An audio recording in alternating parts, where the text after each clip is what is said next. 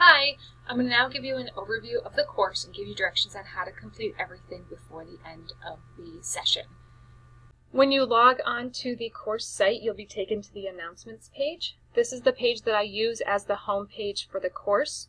I will communicate anything that I need you to know via the announcements page. It will also generate an email anytime I post an announcement, but you just want to make sure that anytime you're logging onto the course, you're reading all the announcements. To begin, you'll start by clicking week 1. You'll notice that for the next 3 weeks I have dates where you should start and finish each one of these weeks. Once you click on week 1, you'll be taken to what you should be completing during this week. And you'll see that there are 4 topics: course overview, intro to career development, career assessments, and resumes and cover letters.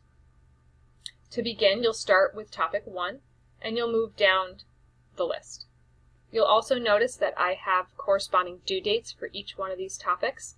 It's important that you stay on track by following these due dates. Otherwise, you'll start to get behind. It will be more difficult to complete this course. Each one of these is set up the same way. So, for example, if you click on resumes and cover letters, which you wouldn't do until you've completed topics 1, 2, and 3, but say you're ready for number 4, they're all laid out the same. So each module will have at the top the learning outcome. This is what I expect you'll learn by the end of the course. And it will also give you a little bit of a framing so you understand sort of what I want you to get out of this module. As you go down, you'll watch several videos. Each module or each topic has a different amount of videos. It depends on the topic. My videos tend to range in length. The ones that are what I would have taught you in the classroom in a lecture format are larger, like this overview on writing a resume.